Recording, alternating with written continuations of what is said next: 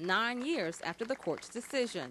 Initially, of course, you had tremendous resistance to that. I mean, Virginia closed down one of its school districts for 5 years to avoid integrating. So just how much has changed in 50 years? I think in terms of the changes in the way it forced society to think, even if we haven't reached our goals in terms of educational segregation, it was worth it. On a scale of a yard, we've come 1.5 feet, but we still got 1.5 feet to go. I see examples of racial progress across the board. I'm not saying that the problem has been solved. I'm saying in terms of your yardstick metaphor, I think we've come much longer than what Dr. Hereford suggested. And that's for what's in store for the next 50 years? I'm optimistic because I see more and more changes taking place, more and more doors being open. Doors and opportunities being opened thanks in part to a landmark decision. That was Lisa Washington reporting. The court's decision was handed down on May 17th, 1954. It was a unanimous decision among the justices. The case originated in Topeka, Kansas, where Oliver Brown wanted to register his daughter in an all-white school that was closer to their home than the black school. With the help of the NAACP Legal Defense Fund, the case eventually made it to the Supreme Court.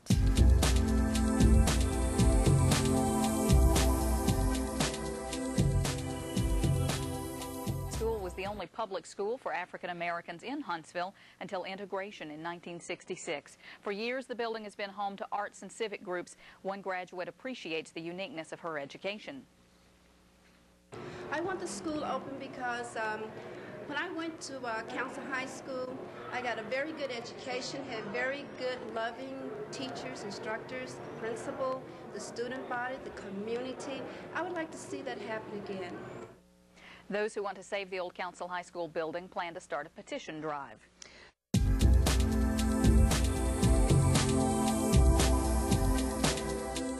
We'll move on that with monies that will be created by overage. And I raised that issue because several members of the alumni are in attendance tonight. And I want them not to leave here with any confusion in their minds that the $100,000 will be there.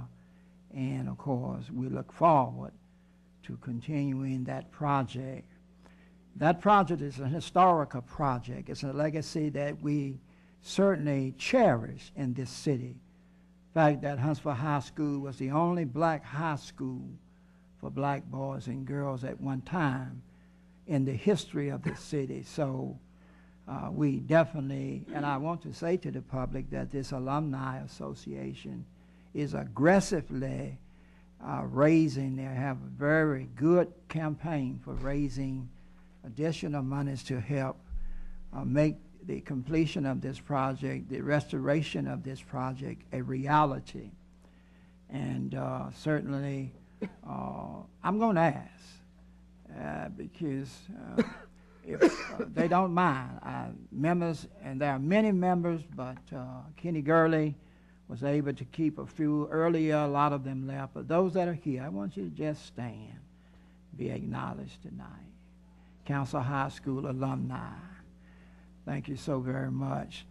And to the council, many groups who come before us requesting money just do that. But this group has been aggressively raising money to assist with the restoration of this project.